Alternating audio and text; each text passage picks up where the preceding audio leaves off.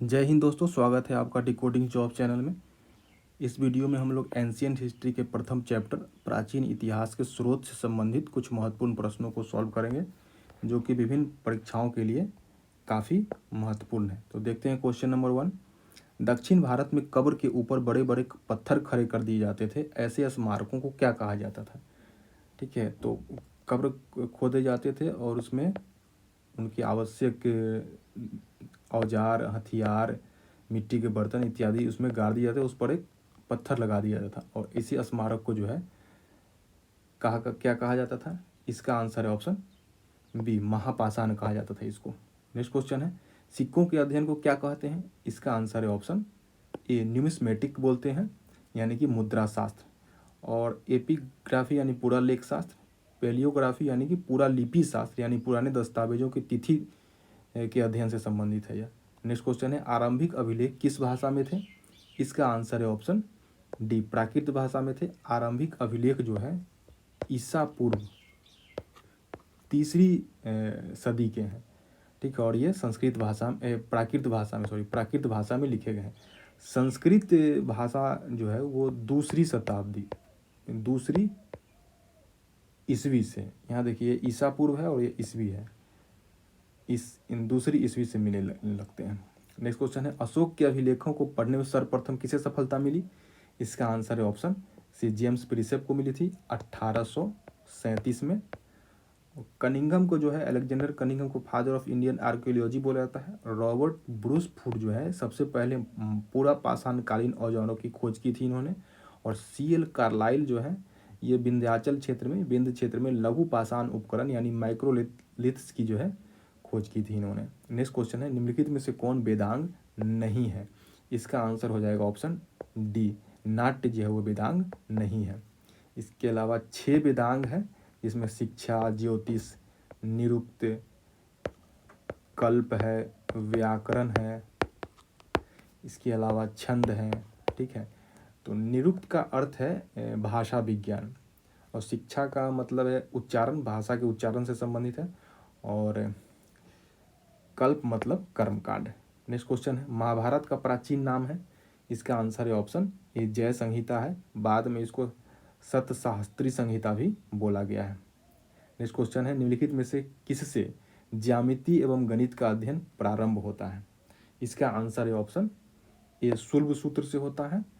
स्रोत सूत्र क्या है? इसमें यज्ञों की विधि विधान का वर्णन है, जातक बुद्ध के पूर्व जन्मों का वर्णन है इसमें, और अष्टाध्यायी जो है संस्कृत व्याकरण की पुस्तक है। नेक्स्ट क्वेश्चन है, प्राचीन बौद्ध ग्रंथ किस भाषा में लिखे गए थे? इसका आंसर है ऑप्शन सी, पाली भाषा में लिखे गए थे, और यह जो है मगध और उसके आसपास बोली जाती थी। नेक्स्ट क्वेश्चन है, कौटिल्य द्वारा रचित अर्थशास्त्र में सबसे पुराना खंड या अधिकरण कौन है? इसका आंसर है ऑप्शन बी, दूसरा या तीसरा अधिकरण जो है सबसे पुराना है।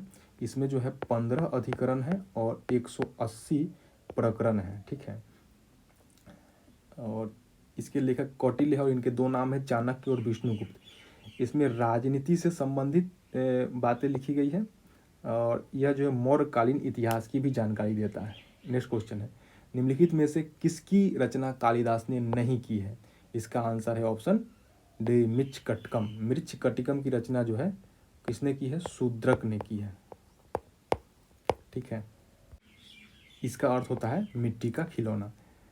कालिदास द्वारा अभिज्ञान शकुंतलम, मेघदूतम, कुमार संभवम, रघुवंशम इत्यादि लिखी गई है। नेक्स्ट क्वेश्चन है, संगम ग्रंथों में किन राजाओं का उल्लेख दानकर्ता के रूप में आया है? इसका आंसर है ऑप्शन ए, चेर राजाओं का दान पत्रों में जो है इनको दानकर्ता के रूप में उल्लेख किया गया है। नेक्स्ट क्वेश्चन है, चंद्रगुप्त मौर्य के दरबार में कौन सा दूत आया था? इसका आंसर है ऑप्शन बी, मेगास्थनीज आया था, और इनकी एक पुस्तक है इंडिका, और यह यात्रा वृत्तांत है, इसमें यात्रा वृत्तांत भी लिखा है इसमें, और सेल्यूकस निकेटर का ये राजदूत था। नेक्स्ट क्वेश्चन है, मुशिक राजवंश कहाँ था? इसका आंसर है ऑप्शन सी, उत्तरी केरल में मुशिक राजवंश था, और एक वृत्तांत है मुशिक वंश, इसी से इसकी जानकारी मिलती है इस राजवंश की, और इसकी रचना जो है अतुल द्वारा 11वीं सदी में की गई थी। नेक्स्ट क्वेश्चन है, राजतरंगिणी के संबंध में निम्नलिखित कथनों पर विचार के 3 कथन दिए गए हैं। इसमें देखना है कि कौन सा सही है। ठीक है, उसके बाद फिर ये ऑप्शन है, इसके बाद फिर ये ऑप्शन दिया हुआ है ये वाला, इसमें आप देख के इसका आंसर कर सकते हैं। तो देखते हैं इसका आंसर है, इसे मैं बता देता हूँ पहले। इसका आंसर है ऑप्शन ए, केवल एक सही है। ठीक है, अब इसको देखते हैं। यह आरंभिक ऐतिहासिक लेखन का सबसे अच्छा उदाहरण है, बिल्कुल सही है। इसकी रचना कल्हन ने ईसा पूर्व 2री शताब्दी में की थी। नहीं, ईसा पूर्व 2री शताब्दी नहीं की गई थी। इसकी रचना 12वीं ईस्वी में की गई है, 12वीं शताब्दी में की गई है। इसमें मगध राजवंश का वर्णन है। नहीं, इसमें कश्मीर के राजाओं का चरित्रों का चित्रण है। नेक्स्ट क्वेश्चन है, ऋग्वेद के पाठकों को क्या कहते हैं? इसका आंसर है ऑप्शन ए, होत्री बोला जाता है। ठीक है, खिल जो है 8वें मंडल की हस्तलिखित ऋचाओं को बोला गया है। अधर्यु यजुर्वेद के पाठक को और उदात्री सामवेद को पाठक को बोला गया है। नेक्स्ट क्वेश्चन, गायत्री मंत्र का वर्णन ऋग्वेद के किस मंडल में है? इसका आंसर है ऑप्शन बी, 3रे मंडल में है। ये सूर्य देवता सावित्री को समर्पित है। ठीक है, अच्छा, ऋग्वेद के रचयिता जो है विश्वामित्र हैं। इसमें जो है 10 मंडल हैं। ठीक है, 10,028 सूक्त हैं और इसके अलावा इसको जो है तो 10,462 इसमें ऋचाएँ हैं। और इससे आर्यों की राजनीतिक प्रणाली, इतिहास और ईश्वर के महिमा की जानकारी इसमें जो है मिलती है। ठीक है, और 9वें मंडल में जो है देवता सोम का वर्णन है। ठीक है, और 10वें मंडल में चातुर्य वर्णीय समाज की कल्पना की गई है। इसमें एक वर्ड आया है अधन्य, ये गाय के लिए प्रयोग किया गया है इस शब्द का। नेक्स्ट क्वेश्चन है, ऋग्वेद में सर्वाधिक बार किस नदी का प्रयोग हुआ है? इसका आंसर है ऑप्शन ए, सिंधु नदी का सर्वाधिक प्रयोग किया गया है। और गंगा का प्रयोग जो है 1 बार किया गया है, यमुना का 3 बार किया गया है और सरस्वती को सबसे पवित्र नदी माना गया है। ठीक है, इसमें सबसे अधिक ऋचाएँ जो हैं इंद्र के लिए हैं 250 और अग्निदेव के लिए 200 है। नेक्स्ट क्वेश्चन है, भारतीय संगीत का जनक किस वेद को कहा जाता है? इसका आंसर है ऑप्शन सी, सामवेद को कहा जाता है। नेक्स्ट क्वेश्चन, विचारों एवं अंधविश्वासों का विवरण मिलता है, किसमें मिलता है? इसका आंसर है ऑप्शन डी, अथर्ववेद में मिलता है। नेक्स्ट क्वेश्चन, यजुर्वेद के संबंध में क्या सही है? ठीक है, ऑप्शन को ठीक से देख लीजिए, ये है चारों ऑप्शन और सही वाला चुनना है। तो इसका आंसर हो जाएगा ऑप्शन बी, इसमें यज्ञ के नियमों का संकलन है। ठीक है, यह केवल गद्य में है? नहीं, केवल गद्य में नहीं है, ये गद्य के साथ साथ पद में भी है। यज्ञों के नियम का संकलन है ही। ठीक है, विधि विधान और विधान का संकलन है। इसमें सभा एवं समिति को प्रजापति के 2 पुत्रियां बताया गया है। नहीं, ये अथर्ववेद में बताया गया है। इसमें रोग निवारण के उपाय का वर्णन नहीं, ये भी जो है अथर्ववेद में बताया गया है। ठीक है, नेक्स्ट क्वेश्चन है, निम्नलिखित में से कौन सुमेलित नहीं है? ठीक है, कौन सा गलत सुमेलित है ये चुनना है। ये वेद है और ये उससे संबंधित जो है ब्राह्मण ग्रंथ है वो है। तो इसका आंसर हो जाएगा ऑप्शन सी, सामवेद का ब्राह्मण ग्रंथ जो है कौशिकी नहीं है, इसका है पंचविश। ठीक है, ऋग्वेद का ऐत्रेय है, उसके साथ साथ कौशिकी भी है। यजुर्वेद का शतपथ है और उसके बाद एक और है, इसका भी तैत्तिरीय।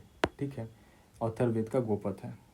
नेक्स्ट क्वेश्चन है, चारों आश्रमों का उल्लेख मिलता है? इसका आंसर है ऑप्शन सी, ज्वालोपनिषद में मिलता है। नेक्स्ट क्वेश्चन, वायु पुराण से किस वंश की जानकारी मिलती है? इसका आंसर है ऑप्शन बी, गुप्त वंश की जानकारी मिलती है। विष्णु पुराण से मौर्य वंश की, मत्स्य पुराण से आंध्र सातवाहन वंश की और मनुस्मृति से शुंग काल का जो है जानकारी मिलती है। नेक्स्ट क्वेश्चन है, पुराणों की संख्या है? इसका आंसर है ऑप्शन डी, 18 है और इसके रचयिता लोमहर्ष या इनके पुत्र उग्रश्रवा को माना गया है। और सबसे प्राचीन एवं प्रामाणिक जो पुराण है वो मत्स्य पुराण है। नेक्स्ट क्वेश्चन, चचनामा के लेखक हैं? इसका आंसर है ऑप्शन सी, अली अहमद है। Next question, Periplus of the Erythraean Sea के लेखक कौन है? इसका आंसर है ऑप्शन डी, इनके बारे में अभी तक जानकारी नहीं है कि किसने लिखा है, अज्ञात है। इसके लेखक। हेरोडोटस को इतिहास का पिता माना गया है। नेक्स्ट क्वेश्चन है, निम्नलिखित यात्रियों को कालक्रम से व्यवस्थित करें। कौन पहले आया था, कौन बाद में आया था, इन चारों को कालक्रम से व्यवस्थित करना है। इसका आंसर है ऑप्शन बी। सबसे पहले डायोनिसियस आया था, उसके बाद डाइमेकस आया था, उसके बाद फाहियान और तब संयुगन। इसको थोड़ा देख लेते हैं दूसरे का भी कालक्रम। सबसे पहले मेगास्थनीज आया था, ठीक है, ये आया था चंद्रगुप्त मौर्य के दरबार में और सेल्यूकस निकेटर का जो है राजदूत था। इसके बाद डाइमेकस आया, डाइमेकस ये जो बिंदुसार के दरबार में आया था और सीरियन नरेश अंतियोकस का राजदूत था। इसके बाद डायोनिसियस आया, डायोनिसियस ये आया था अशोक के दरबार में और मिस्र नरेश टॉलमी फिलेडेल्फस का जो है वह राजदूत था। ये तीनों जो है यूनानी यात्री था। इसके बाद फाहियान आया, ये चंद्रगुप्त द्वितीय के कार्यकाल में आया था। इसके बाद संयुगन आया है, उसके बाद हुएनसांग आया है, ये जो है हर्षवर्धन के काल में आया था और इसकी एक यात्रा वृत्तांत है CU की। इसके बाद इत्सिंग आया है, इत्सिंग। ये तीनों चारों जो है वो चीनी यात्री है। नेक्स्ट क्वेश्चन है, इब्न बतूता कहाँ का निवासी था। इसका आंसर है ऑप्शन डी, मोरक्को का निवासी था और इसका यात्रा वृत्तांत है रेहला, ठीक है। और इसको जो है मोहम्मद बिन तुगलक द्वारा जो है इब्न बतूता को दिल्ली का काजी यानी कि न्यायाधीश नियुक्त किया गया था। और तुर्कमेनिस्तान से आया था अलबरूनी, यानी ख्वारिज्म जगह से, जो कि तुर्कमेनिस्तान है, वहाँ से अलबरूनी आया था और उसका एक किताब है Kitab ul Hind. Next question, Marco Polo किस राज्य की यात्रा पर आया था। इसका आंसर है ऑप्शन ए, पांड्य देश की यात्रा पर आया था और ये जो है इटली का राजदूत था, यात्री था। नेक्स्ट क्वेश्चन है, भागवत धर्म से संबंधित गरुड़ स्तंभ लेख कहाँ अवस्थित है। इसका आंसर है ऑप्शन ए, विदिशा, विदिशा में वेसनगर, ठीक है। नेक्स्ट क्वेश्चन है, निम्नलिखित में से कितने युग्म सुमेलित है। 4 युग्म दिए हुए हैं, उसमें पता लगाना है कि कितना सुमेलित है। इसका आंसर हो जाएगा ऑप्शन सी, केवल 3, यानी कि 3 सुमेलित है और 1 सुमेलित नहीं है, ठीक है। तो प्रयाग स्तंभ लेख समुद्रगुप्त सही है, मंदसौर अभिलेख यशोवर्मन सही है, भीतरी अभिलेख स्कंदगुप्त सही है, हाथी गुफा अभिलेख अशोक ये गलत है, यानी कि 3 सही है, तो आंसर हो जाएगा 3। हाथी गुफा अभिलेख जो है कलिंग राज खारवेल से संबंधित है, ठीक है। तो यही थे कुछ महत्वपूर्ण प्रश्न। उम्मीद है कि आपने अच्छा ही स्कोर किया होगा। फिर मिलते हैं किसी दूसरे वीडियो में, ठीक है। Thanks for watching.